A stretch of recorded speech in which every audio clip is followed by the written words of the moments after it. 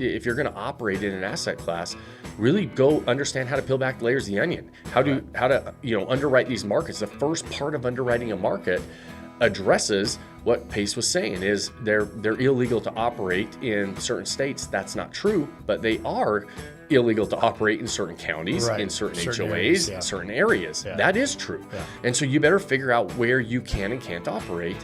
And that's what we've been doing for years.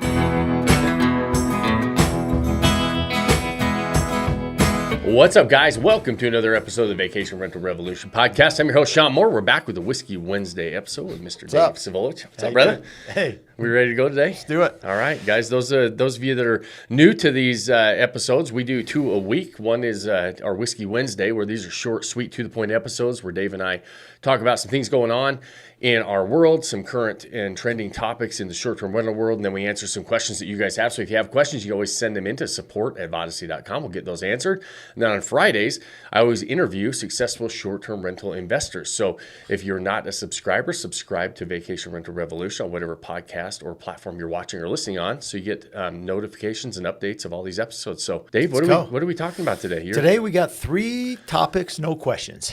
Okay, so all right, no questions. We're just going to dive right into the topics. 3 really good topics. Hopefully, listeners, you guys, you get some out of these. I think they're super important and really part of your SGR journey as you decide whether to get into it or if you're already in it and you want to learn more. So first and foremost, we had Pace Morby, who we listen to, and I know you really like and respect. Yeah, big fan.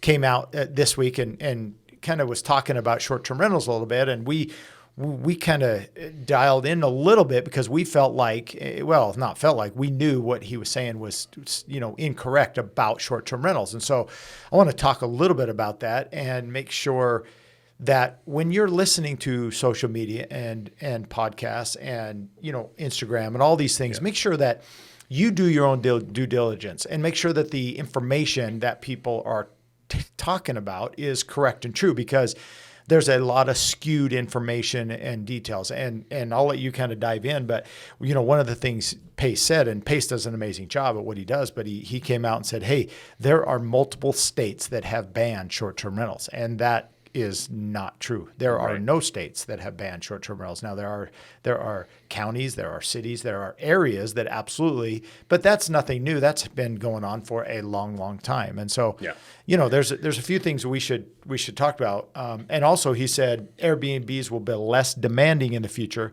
than more demanding. And I don't believe that's true either. The trends absolutely are going in our direction. And so let's dive into that a little bit. Yeah, one, and I want to preface it by saying I'm a big fan of Pace's, like a big fan. I think what Pace does, but his expertise is not necessarily in short-term rentals or any specific asset class. His expertise is really being able to put together creative financing, subject to financing, being able to go buy these properties and without bank loans, right? His claim to fame is he's bought, millions and millions and millions of dollars worth of properties and built a portfolio without ever going to the bank and getting traditional financing, which is an amazing skill set to have. Right. And again, that's why I'm a huge fan when you're building a portfolio of having that skill set to be able to go do. But that doesn't mean you're an expert on every single asset class. This is a really good time to highlight the point that I love real estate. I love real estate like across the board. But every asset class has pros and cons, and every asset class has multiple layers of the onion that you've got to pull back to become an expert in it. And it's going to be very difficult to be an expert on all those. Like Pace is an expert at being able to acquire properties without banks. He acquires vehicles without using a bank, right? And being able to get creative financing from sellers and being able to do subject to existing financing, all those different things, which are amazing skill sets to have. But because you're an expert in one thing, doesn't mean that you're an expert in everything, right? And this is where I think the problem lies is, and I don't know this personally, so allegedly I had heard that Pace had bought a couple short-term rentals and struggled with them, which that doesn't surprise me, right? There's a lot of people who buy short-term rentals. There's a lot of people who they watch a show on fix and flips on HGTV and they struggle and they lose money on the fix and flip. There's a lot of people who buy a multifamily unit and they struggle. People struggle in asset classes and people succeed in asset classes. And the ones who succeed really understand the game they're playing. And Pace came out and said, listen, Airbnbs are getting banned and they're illegal, he said, to operate in multiple states across the country, Right. and it's getting worse. That is absolutely not true. There are not one state in the country that bans or makes short-term rentals illegal. Those are regulated at the county and city level and HOA level, and you have to watch that, right? You cannot go, if you're in real estate, and anybody who has ever invested in real estate understands this, that every single asset class has zoning, rules, regulations, permits, licensing that you have to navigate, period. Like, I can't go build a Right. 7-Eleven on any corner that I want to, right? I can't go build an apartment complex on any corner that I want to. I can't go develop, a commercial, like a strip mall, anywhere I want. And Right. that's the same with short-term rentals. We can't operate everywhere we want to or anywhere we want to. We have to still follow the rules and regulations of the counties, the cities, the HOAs. And that's the first part of underwriting. But it's 100% false to say that they're banned in states across the country. Right. That's not, and they're illegal to operate. Well, that's no different than, first, it's not true, but it's no different than saying multifamilies are illegal to operate in certain areas. That's true. Like, you can't Right. operate a multifamily or commercial in, if it's not zoned correctly for Right. that, and the licensing's not Right. there. Same with short-term rentals. It's a Yeah. mainstream asset class at this stage. So I think that's false. And whether it's a misunderstanding or whether he really believes that they're banned, he's just, like, that's not understanding how to do your due diligence in the underwriting. Right. The next is he's saying, you got these big, he specifically called out Marriott and said Right. Marriott is, lobbying against, they've spent $800 million lobbying against short-term rentals. And while that is true, there are a lot of hotel chains. There's a lot of like hotels in the hospitality game lobbying against the short-term rental game because it was taking a dent out of what they were doing. But they were lobbying, not saying they can't operate, because if they can't, if short-term rentals can't operate, neither can a hotel, right, in those areas. And so they're saying they have to play by the same rules. That's true. That is what's happening. They're saying we have to play by the same rules. We have to pay the same hospitality taxes. We have to, if a hotel is going to get charged all these taxes, then short-term rental operators and owners should as do well. the same. Yeah. That happened years and years ago. Those, and when they're trying to stop short-term rentals from coming into certain areas, sure, it happens. But guess what? Airbnb is a huge company as well. Verbo's a huge company as well. There's VRMA is, a big organization. That there's lobbyists on those sides as well, saying, hey, listen, here's what's good for the communities. Here's how we're going to operate and be good neighbors. And so there's a lot of things that you have to unpack. And I think that the biggest lesson is, just because there's a lot of really crappy information online from people who are bad actors. They've never done it. They give advice. They're trying to, it's clickbaity stuff. They're trying to gain followers or sell something just for the, with the shock factor and making statements that are always false. Pace isn't that guy. Yeah. Like, Pace knows what he's doing. And very reputable. And so, but he spoke out of, in my opinion, just factually, he wasn't correct. Yeah. But it gets a lot of people because he does have a good reputation, deservedly so. And that all of a sudden is like, oh, I'm not going to be able to do this. That's a really good point to say, do your own due diligence. Make sure that you understand the game you're going to play. Don't just listen to people with their short clips on Reels and on shorts online and assume that that's doing all your due diligence. Like, really look into what is, if you're going to operate in an asset class, really go understand how to peel back the layers of the onion, how to underwrite these markets. The first part of underwriting a market addresses what Pace was saying is they're illegal to operate in certain states. That's not true, but they are illegal to operate in certain counties, in certain HOAs, areas, certain areas. Yeah. That is true. Yeah. And so you better figure out where you can and can't operate. And that's what we've been doing for years. It's the number one and the beginning stages of your underwriting. Right. And so make sure that you understand that. Yeah. And I think too, when you're deciding if you want to do any asset class, whether it's long-term or short-term or something that Pace does or whatever, go to the expert. And so if you're thinking about short-term rentals, Vodacy has been in the business longer than anybody. You have more experience than anybody. Go to that source for those who are doing that day in and day out. We stay in our swim lanes. That's all we do is short-term rentals. So that's who you want to work with, somebody like that for sure. Yeah. So just be careful that when you are taking advice from somebody, make sure they're an expert in the thing that they're giving you advice of, and make sure that, like, when I give advice on stuff, I show people how to go double check that advice and go make sure the T's are crossed, the I's are dotted, so that they themselves can go learn how to make those decisions and find that information out for themselves as well. Yeah, good. Okay, topic number 2, something that always comes up in our world, arbitrage and co-hosting versus ownership. And so there are several ways to get into short-term rentals. And we believe 100% in the way that we teach it, the way that we go at it, our experience, the way that we do it ourselves. That's all the ownership model. There are some other ways. So I want to talk a little bit about the arbitrage and the co-hosting versus the ownership. And this came up because I thought it was interesting. I had a prospective member come to me and say, hey, I can spend $100,000 and get 1/8 ownership into kind of a fractional ownership type thing versus paying $800 to get my own short-term rentals. $800,000 in my own short-term rental. And first of all, I said, well, that's not the case. If you have $100,000, there are a lot of properties, in the country that you could absolutely get in the short-term rental world, and you can have 100% ownership. So I think people's perception is wrong, one, with the amount of money that they have to kind of get in the game, but also, they think, well, I can get this place for, kind of a fractional ownership. Why would you want to consider fractional ownership when you can have full ownership? And that kind of conversely goes against arbitrage and co-hosting as well. A little bit, and because they're two different things. Yeah, arbitraging and co-hosting are totally separate than fractional ownership. Correct. So exactly. I knew. Yes, for fractional sure. ownership is still ownership. It is. You're just typically there's somebody that is kind of managing the kind of the general partner, and it's not it's not necessarily a syndication either. It's literally fractional ownership where you're buying into 1/8 of the property. Yeah.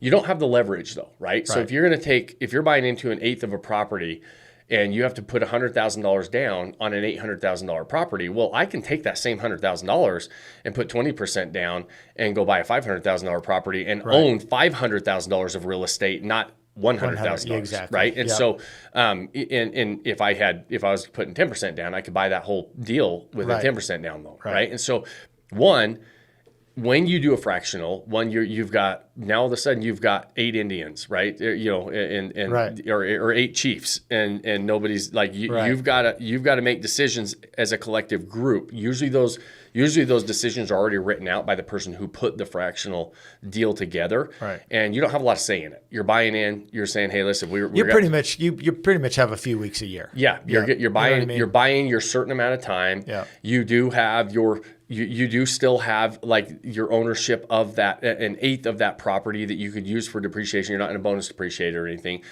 You could depreciate your portion of that. You're going to get your portion of your portion of depreciation. You're also going to get your portion of appreciation down the line, your portion of the cash flow, all those different things. But fractional ownership, typically, I'm a way bigger fan of using leverage because the bank is not going to tell me what I can and can't do with my property. They're going to say, hey, listen, I'm going to own 100% of my property, right? When I have a bank loan on it. And I'd rather take that $100,000, go buy a $500,000 property or $500,000 asset where I own the whole thing. Yeah. And then I get the leverage of appreciation because now I put 20% down for every 5% of appreciation. Instead of getting my $100,000 in, let's take both of those situations. That $800,000 or $800,000 property goes up by 5%. I only made 5% on my $100,000. I made $5,000. I get 5% appreciation on a $500,000 property that I own. I just made 5 times that, right? Because I put 20% down. I made $25,000 on my $100,000. So there's way more power in 100% ownership, right? So I'm not a fan of fractional. I've never done fractional. It works for some people, and they can, some people do that. You're not going to run necessarily probably a business out of that fractional. It's like I'm going to buy a piece of this asset that I couldn't get otherwise on my own, and I'm going to use it occasionally, but it's not, and I'll get appreciation for the long term, but you're not going to be renting it out and getting your cash flow and all that stuff. Well, and you're not going to have much say in the experience and the photos and all that kind of stuff. You're not creating what we teach you how to create. Whoever put it together is going to be controlling the deal, right? And so, and it's going to be well written out. Like you're going to have a lot of limitations on your say on stuff. There's going to be a vote on certain things, but it's basically spelled out for you. Right. The next piece, the rental, the arbitrage and the co-hosting, you don't have any appreciation on deals. You don't have any tax advantages on a deal. You're only and I'm not saying that people shouldn't co-host or arbitrage. Right. I'm saying that's not investing in real estate. Yeah. It's used in our industry way too much, where people say, in fact, people claim that they say, yeah, I've got 30 short-term rentals. They don't have 30 short-term rentals. They manage 30 short-term rentals. Right. So just say, if you want a side hustle and you want to basically own a management company and make that arbitrage on what you're paying the owner of the property and what you're charging in rent, and you're making that difference, that's a side hustle, and it's a management business, essentially. Yeah. That's really what you have. It's a fancier way to say I manage a property, right? And it's not investing in the property. So there's nothing wrong with somebody that wants to run a management company. There's nothing wrong with co-hosting an arbitrage.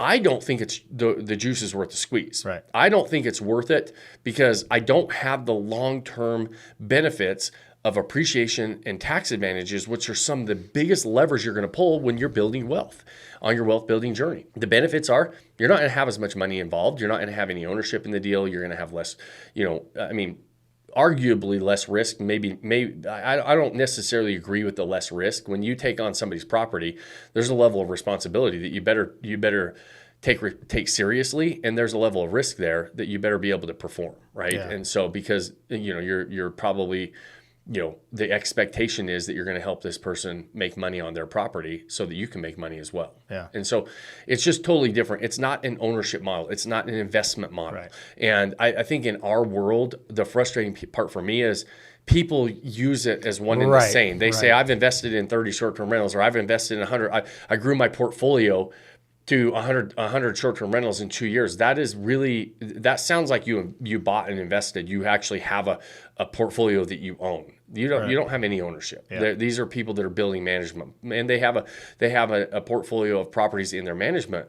business and their co-hosting business, their arbitrage business. That's way different than investing in that many properties. Yeah, good. Yeah, it's just like, it's another job. It's just a job. It's just a job. And there's nothing wrong if that's what you want to run down. It's a second job, right? Or a full-time job. It could be a full-time job that's that's what pays your bills, but that's not an investment model. Right. But I think your point was well taken. Is it's not the short-term rental business that we teach. It's totally different than the ownership model. Yeah, it's a way different model, and there's too many people that cross them over. Yeah. And I think it gets confusing for especially new investors or somebody that's new that's wanting to get into this game, of not understanding the pros and cons of each model that they're looking at, and saying, that's not a passive investment model. That's an active business model. Yeah. What we do and buy these properties, we're trying to build a passive investment portfolio that we can build lifestyle financial freedom without having a second job. Yeah. Totally different. Okay. Good. Topic number 3. I'm going to set you up a little bit here. Okay. 2 words, 2 avenues. We got software versus knowledge. Those 2 things are used a lot in our world of short-term rentals. Let's talk about both and why you like one versus the other. Yeah, I think you have to have a mix of each. If you had to choose one, knowledge it's kind of the same argument of talent versus skill in sports or anything else. Got to have a little bit of both. You're like, hey, listen, the talent's only going to get you so far. Yeah. Then you've got to have the skills and the discipline and really build and hone in on that talent that you were given. That's how software is. Software makes our jobs easier. It helps us accelerate. It helps us run a little bit faster. But if we don't know the game we're playing, it's like having being a contractor and having a tool belt and having all these tools in your belt that you don't know how to use. Right. Looks good. Yeah. They're going to be able to help you, but if you don't have the knowledge to use them, then it can sometimes lead you down the wrong road. And you have to realize that everybody's using the same software. So there's no real advantage. Price Labs is a really good example. Love it. It's a great software.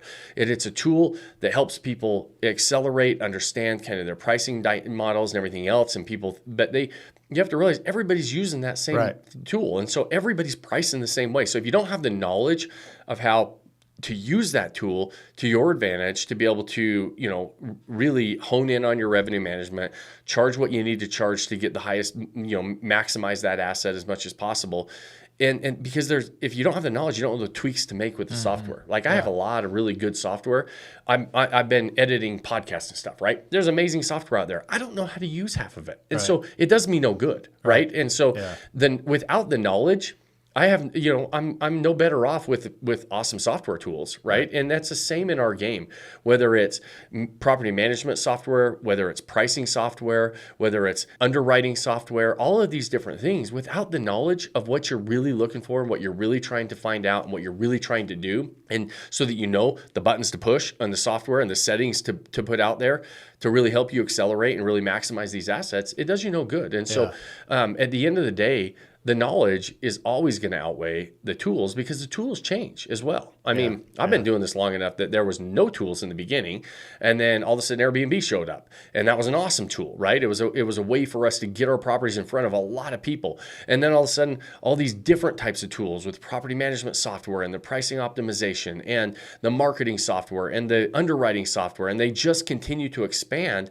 But having a solid foundational knowledge base of the game you're playing, and then understanding how to use these tools and really to help you pull the levers to maximize your assets, grow your portfolio, all the different things that you're trying to do, that's where it comes down to. And I think that, too many people want these software tools to set it and forget it. And they look at the software tools as the easy button. As, okay, now I've got this tool, I can just forget about it. That's not ever going to be the case. It's never going to be the case in really anything you're doing. You have to say, hey, listen, I'm going to use this tool for what it's worth to help me save time, accelerate my progress. And by having this solid foundational knowledge base, and it's like having that talent base, right?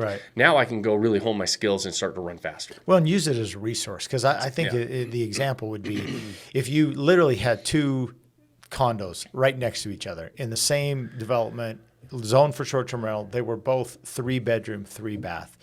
And both owners were using Price Labs, just to give an example. And again, we like Price Labs. It's a good resource. But Price Labs is going to see both of those as 3-bedroom, 3-bath. They're going to look at it exactly the same, probably price everything the same.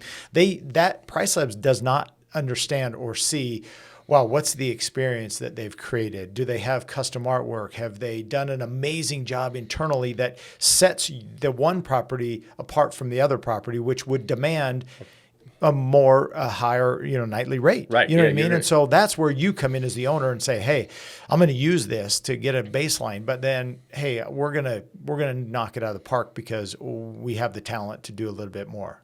Absolutely.